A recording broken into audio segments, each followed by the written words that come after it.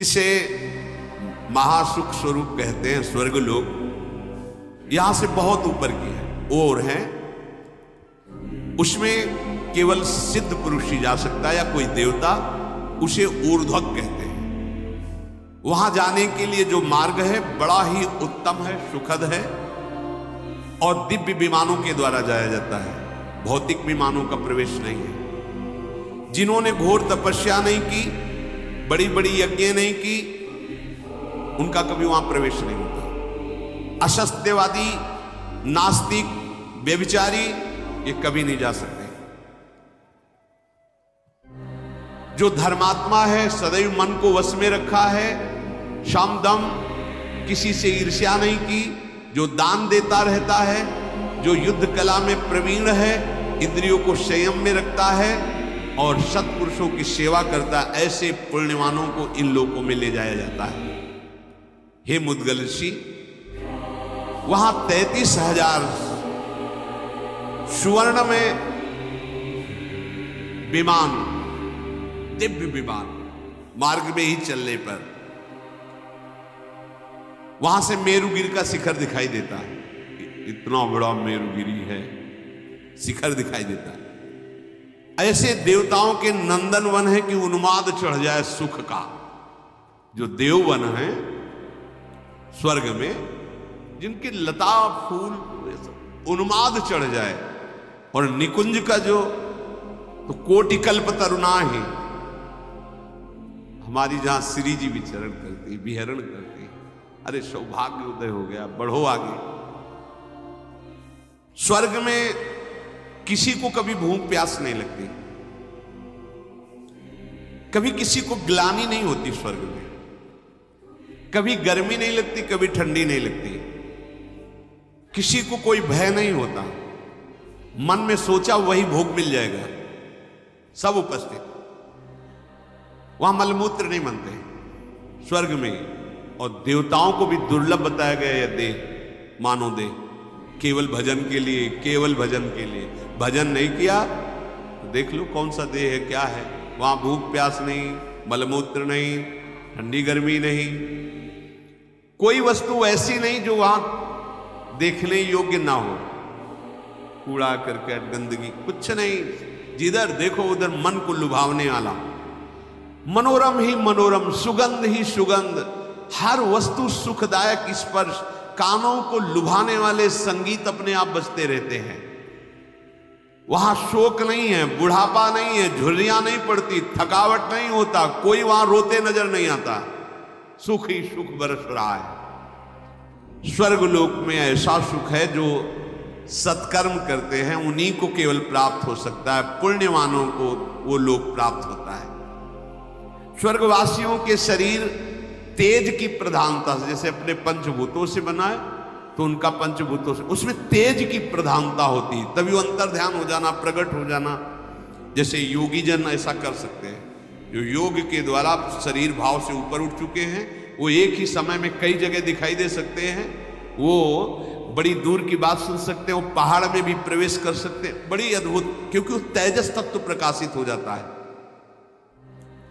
वो माता पिता के रजवीर से पैदा नहीं होते, वहां का जो शरीर है वो रजवीर से बना हुआ नहीं है। कभी वहां के लोक में पसीना नहीं आता किसी को, दुर्गंध तो वहां नाम मात्र की कहीं पूरे लोक में नहीं है।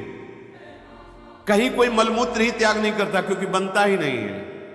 वहां कोई कपड़ा कभी मैला नहीं होता है, वहां की फूल की माला किसी की कभी कुम्हलाती नहीं, फूल कुम्हलाते ही नहीं है। और ये नासवान की बात हो रही है, और निकुंज की बात, वो तो चिदानंद में धाम, इसका भी नाश होता है जिसका वर्णन सुन रहे हो। तभी तो जब ये सब सुना जाता है तो बस यही लगता है यही मिले चल के, अप्सराएं मिलेंगी, विमान मिलेगा, सुखी हो जाए। कितने मिनट, जैसे आप यहाँ के किसी बहुत हाई फाई होटल में जाएं, बुक करवाएं कमरा, व्यवस्था है, धन दीजिए, और जब धन खत्म हुआ तो एक रोटी भी नहीं मिलेगी, धक्का मार के बाहर निकाल दीजिए। बिल्कुल ठीक ऐसे स्वर्ग है, तुम्हारा पुण्य है, ये सब है, जहां पुण्य खत्म हुआ तो धक्का मार के नीचे फेंक दिए जाओगे। वहां निरंतर सुख ही सुख है, मनोरम ही मनोरम है। सब विमानों पे बैठे हर्षित हुए, नाचते गाते, विभिन्न प्रकार के भोग भोगते। यही सुन के तो सब लुभायमान हो जाते हैं। जो स्वर्ग पर पहुंच जाते हैं वो बड़ा सुखमय जीवन व्यतीत करते हैं। वहां कभी थकावट नहीं होती, वहां भोग के बाद भी थकावट नहीं है, नया उत्साह, नया बल, ऐसी। वहां मात्सर्य नहीं है। देवताओं के लोकों के ऊपर और भी लोक हैं जो इनसे भी दिव्य हैं। इन सब के ऊपर ब्रह्मा जी का लोक है जो महातेज से युक्त है। वहां पवित्र ऋषि मुनियों का प्रवेश होता है। वहां पुण्य दान पुण्य करने वालों, वहां तो ऋषि मुनियों का प्रवेश होता है। बड़े ऋभु नाम के देवता वहां विराजमान रहते हैं, जिनकी आराधना स्वर्ग में विराजमान देवता भी करते हैं। वो देवताओं को जैसे जीवन आहुतियों से चलता है, ऐसे उनका नहीं चलता। वो केवल अमृत पान करके, वहां कोई स्वाहा की जरूरत, वो अमृत से युक्त रहते हैं। ब्रह्मलोक में जो रहते हैं उनके सुख की लालसा देवलोक के भी करते हैं। ऐसा सुख ब्रह्मलोक में है। वहां परिवर्तन नहीं होता, एक शरीर रहता है, जैसे एक स्थिति रहती है ब्रह्मलोक में। जरा मृत्यु का अभाव रहता है। ब्रह्मलोक में ऐसा नहीं कि जन्म हुआ मरण हुआ, ऐसा नहीं। वहां हर्ष शोक नहीं रहता, वहां सुख ही सुख रहता है, कोई विकार नहीं रहता ब्रह्मलोक में। न राग, न द्वेष, न दुख, न द्वंद्व। एक तरह से यह समझ लो कि परम गति को छोड़कर और सब कुछ वहां है ब्रह्मलोक में। ऐसा सुख है जो तुम सोच भी नहीं सकते। मुद्गल सिंह का हो गया, आपने बता दिया गुण। अब जरा दोष बताइए, क्या दोष है? तो दोष भी सुन लीजिए महर्षि।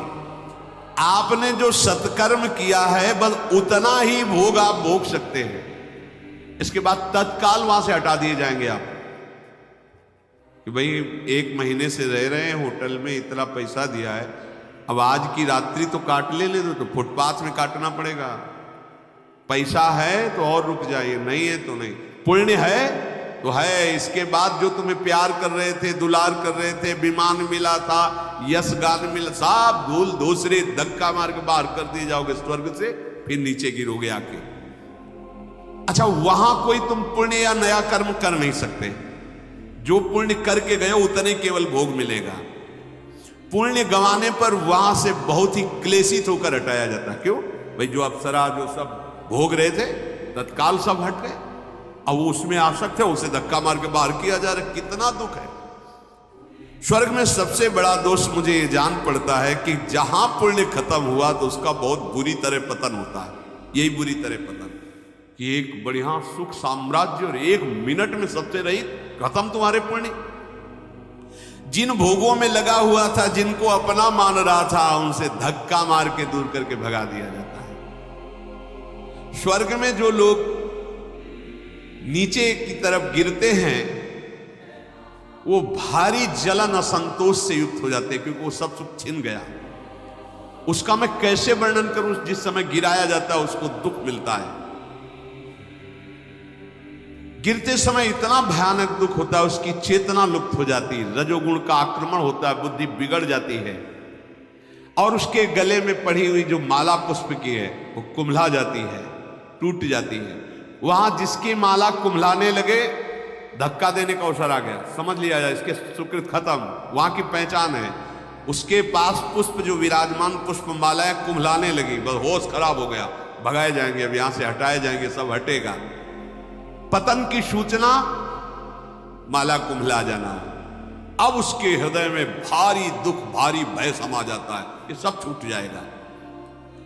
जितने भी ब्रह्मलोक पर्यंत लोक हैं उन सब में दोष देखे जाते हैं। स्वर्गलोक में तो रहने वालों के शास्त्रों दोष हो सकते हैं, अगर वर्णन करें तो।